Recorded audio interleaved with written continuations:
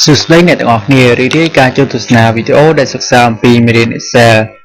vàในក្នុងវីដេអូនេះខ្ញុំនឹងបង្ហាញអ្នកទាំងអស់គ្នាអំពីរូបមន្តមួយចំនួនដែលទៅនឹងការបង្កត់លេខតែក្នុងនេះខ្ញុំមានរូបមន្ត round មានរូបមន្ត round down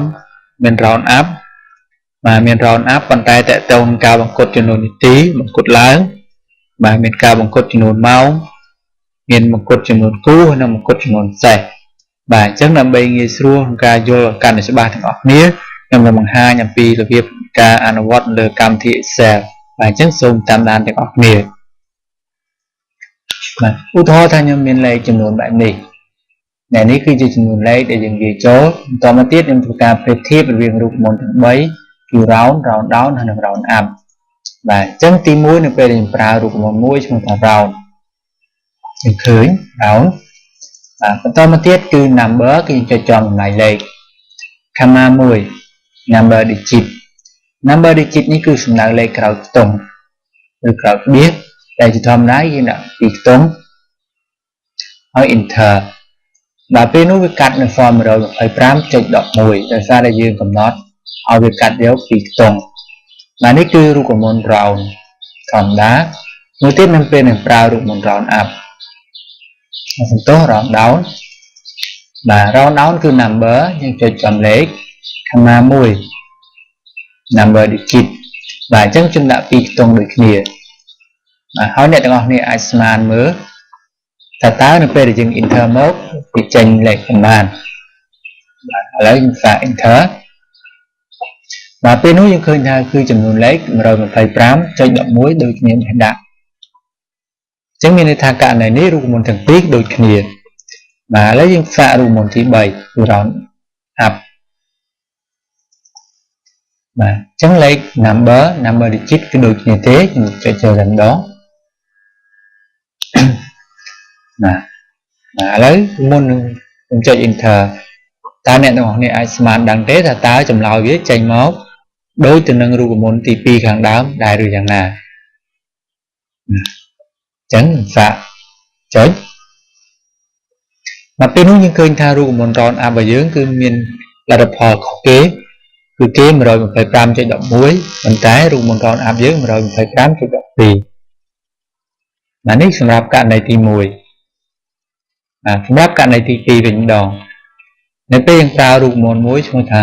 round ធម្មតាឥឡូវចុច number comma 1បាទលេខគឺពីខ្ទង់អ្នកទាំងអស់គ្នាអាចទាយសាកបងបានថាតើនៅពេលចុច enter មកវាចេញចម្លើយ 125 ចុចណា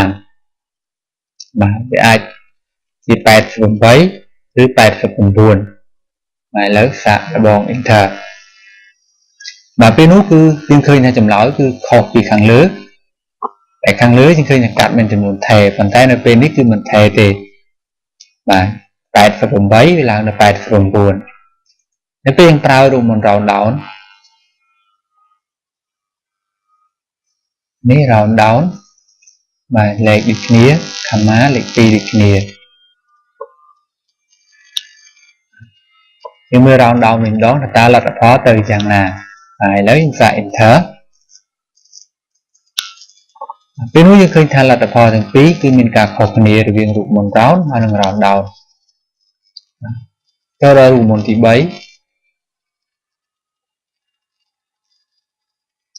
លេខនេះ comma ខ្ញុំដាក់លេខ2អញ្ចឹងសួរថាតើករណីទី3នេះវាចេញចម្លើយយ៉ាងណាវិញអញ្ចឹងយើងសូមមើលចម្លើយទាំងអស់គ្នាមកពេលនេះយើងឃើញថា 125.89 វាដូចទៅនឹងរូបមន្តទី1របស់យើងអញ្ចឹងយើងឃើញថាចម្លើយមានការប្រែប្រួលសម្រាប់ពីរករណីខាងលើឥឡូវយើងឧទាហរណ៍ករណីទី3ទៀតបាទនេះគឺទី1រូបមន្ត round ជាលេខនេះ comma ដាក់លេខ2ករណីនេះវិញម្ដងតើចម្លើយយើងឃើញ 125 ចុចប្រមាណបាទតើវានៅ45ឬឡើង46បាទអញ្ចឹងដើម្បីដឹងច្បាស់មានតែ enter ទេអាចជួយឆ្លើយបាន ពេលនេះយើងឃើញថាវាទៅជា46នៅពេលប្រើ round down ចំកន្លែងនេះ comma លេខ2បាទនេះគឺនៅ45ដដែលពេលប្រើរូបមន្ត round up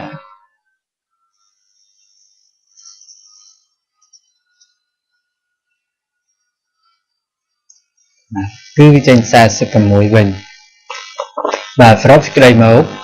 ខ្ញុំអាចនិយាយបានថាបែបនេះ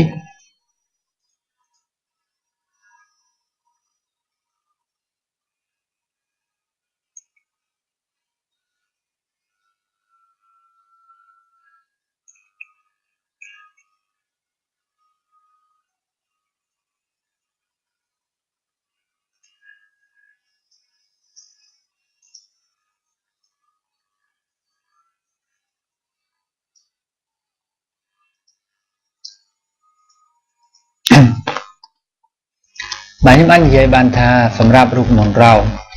ខ្ញុំហៅថាបង្គត់ប្រែប្រួលបាទវាប្រែប្រួលយ៉ាងណា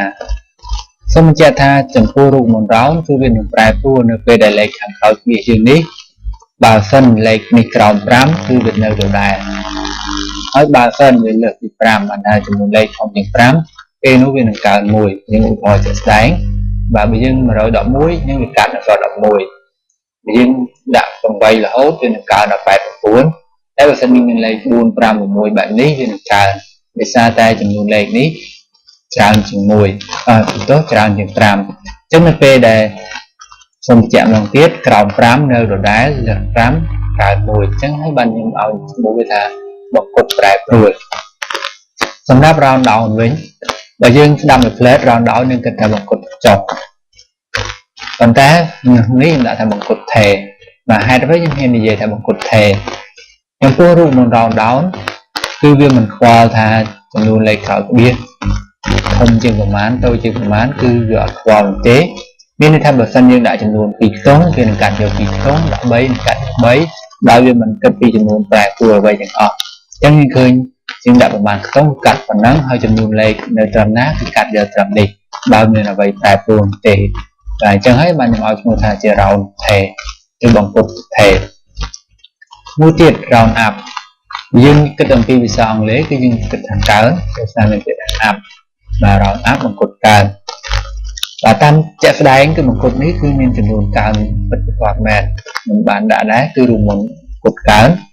មានន័យថាវាមិនចាំបាច់ទៅចំនួនលេខរបស់យើងតូចជាង5ធំជាង5នោះទេឲ្យតែយើងប្រើរូបមន្តបង្គត់កើនគឺនឹងកើនខាងក្រោយខ្ទង់មួយចំណិចបើយើងមើលសូម្បីតែលេខខាងលើនេះមួយសោះតែវាកើនឡើង2បាទលេខ83នេះបាទមិនចាំបាច់និយាយទេវាកើនស្វ័យប្រវត្តិលេខនេះក៏ដូចគ្នាផងដែរហើយនេះគឺជាការសរុបឬការប្រៀបធៀបសម្រាប់រូបមន្ត3សង្ឃឹមថាអ្នកទាំងអស់គ្នាអាចយល់ច្បាស់ចំពោះការប្រើប្រាស់រូបមន្តទាំង3ខាងលើបន្តមកទៀតខ្ញុំនឹងបង្ហាញពីលក្ខណៈពិសេសមួយផងដែរសម្រាប់រូប3បានជារៀលរបស់វាបើឧទាហរណ៍ថាបើសិនខ្ញុំមានលុយបែបនេះឧទាហរណ៍ថាខ្ញុំមានប្រាក់រៀលគឺ1545.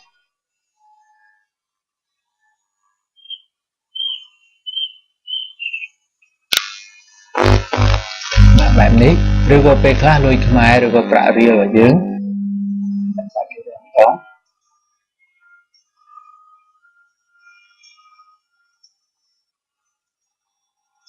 គឺយើងមិនចាំបាច់មានប្រាក់រៀលនេះទេមិនចាំបាច់មានក្បៀសនេះទេ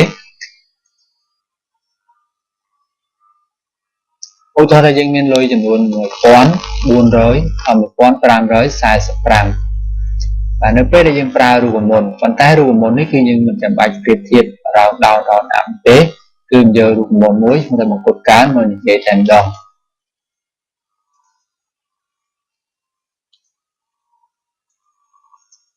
នេះបង្គត់កើនអញ្ចឹងនៅពេលដែលយើងប្រើរូបមន្តមួយឈ្មោះថា round up ធ្វើការបង្គត់អញ្ចឹងវាមានករណីរបស់វានៅពេលយើងខាងណានេះគឺយើងមិនប្រើលេខ1លេខ2លេខ3ទេគឺក៏យើងប្រើលេខ2ដូចអង់គ្លេសគឺយើងមិនប្រើទេ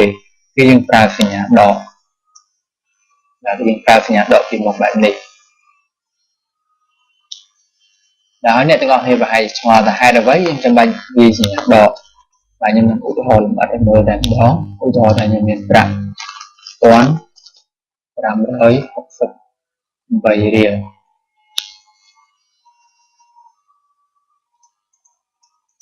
វាបែបនេះ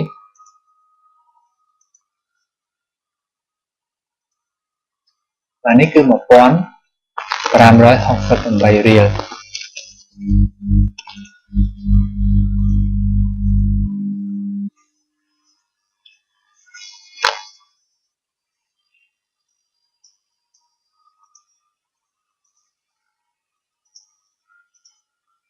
បាទករណីទី1ដាក់ដក1ករណីទី2ដាក់ដក2ហើយ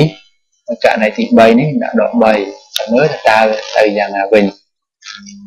នៅពេលយើងប្រើរូបមន្ត round up ដើម្បីបង្កើតកើន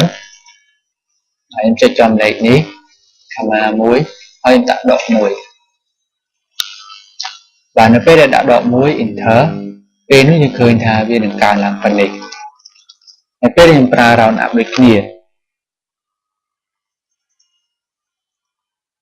ប៉ុន្តែដាក់ដក2វិញម្ដងយើងឃើញបែបនេះហើយនៅពេលដែលយើងដាក់ដក3ប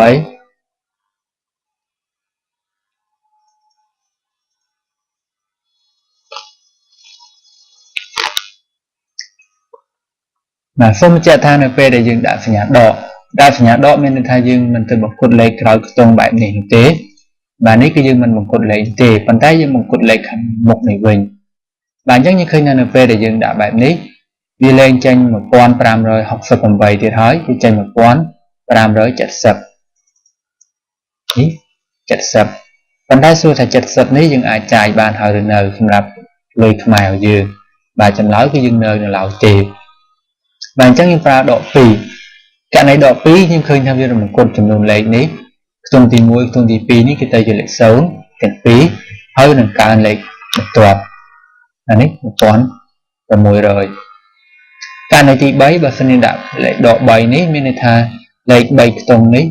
ខាងដើមនេះគឺទៅជា0ហើយនឹងកើនលេខ2ខាងមុខបាទបើសិនយើងដាក់លេខ3មានន័យថាចំនួនកើនមានការកើនច្រើនមែនទែនតែគេឃើញគេច្រើនមានប្រើករណីនេះដោយសារយើងបង្កត់ដើម្បីឲ្យកើននៅខ្ទង់ទី3បាទនេះគឺករណីពិសេសមួយសម្រាប់ប្រាក់រៀល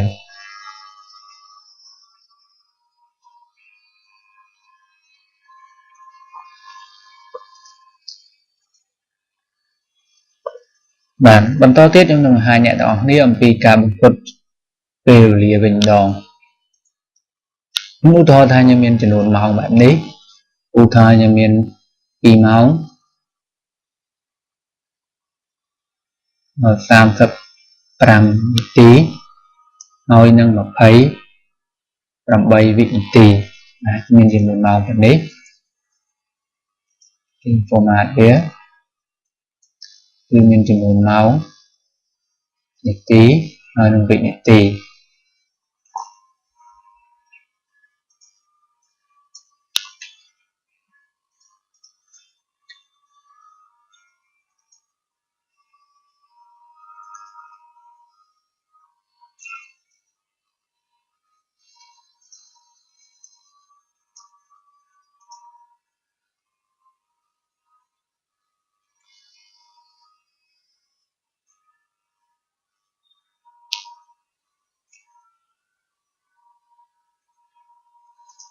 ហើយខ្ញុំដាក់បែបនេះដើម្បីជៀសវាងការច្រឡំបាទនេះគឺសម្រាប់បង្កត់ពេលវេលាអញ្ចឹងដើម្បីបង្កត់ពេលវេលាបើសិនយើងប្រើរូបមន្តដូចគ្នាគឺតកតងនឹងរូបមន្ត round up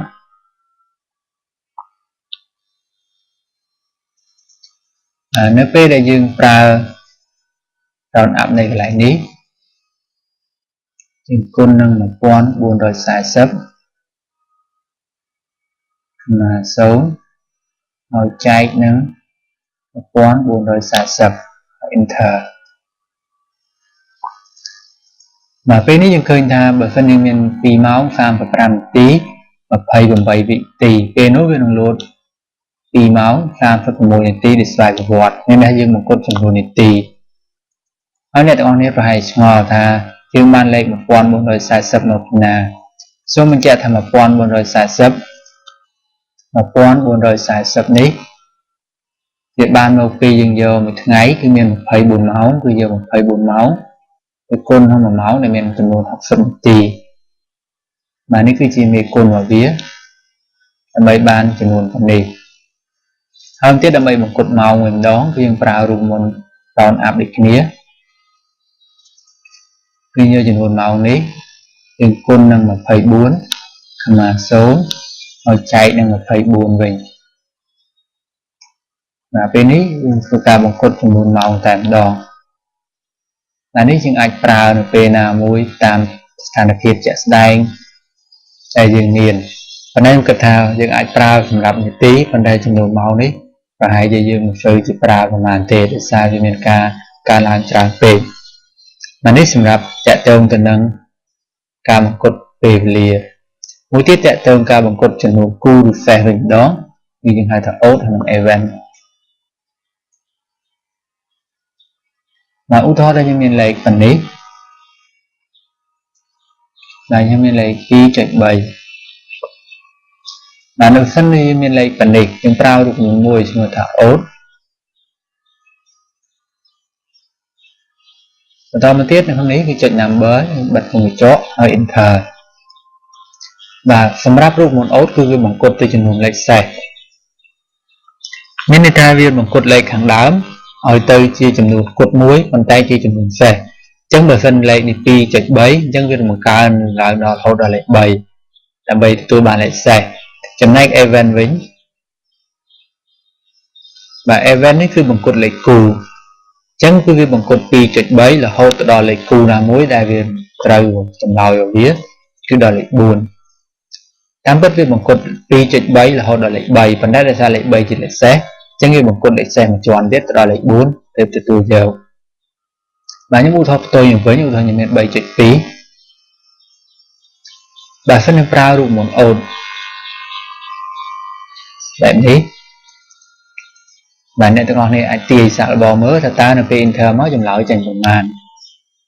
សូមបញ្ជាក់រូបមន្ត odd នេះគឺបង្កត់សេសអញ្ចឹងនៅពេលយើង enter មកចម្លើយចេញដល់ 5ប៉ុន្តែបើសិនយើងប្រើរូបមន្ត even បាទអញ្ចឹងចម្លើយកើនទៅប្រមាណវិញបាទគឺនៅតែ4ដដែលដោយសារតែ 3.2 បង្កើនទៅ4ដល់ចំនួនគូអញ្ចឹងលេខរបស់យើងគឺរូបមន្តលេខគូអញ្ចឹងគឺឈប់ត្រឹមនេះបាទនេះគឺជាការប្រើប្រាស់រូបមន្ត odd ហើយនិង even តាក់ទងត្រឹមប្រមាណនាទីដែលខ្ញុំបានបង្ហាញខាងដើមគឺមានរូបមន្ត round up round down បាទអញ្ចឹងគឺបង្កត់នាទីបង្កត់ម៉ោងហើយចំនួនគូហើយនិងចំនួនសេស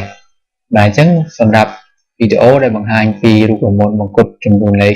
ក្នុងទស្សនវិជ្ជាសន្មតចប់ប៉ុណ្ណេះសូមអរគុណចំពោះការទស្សនា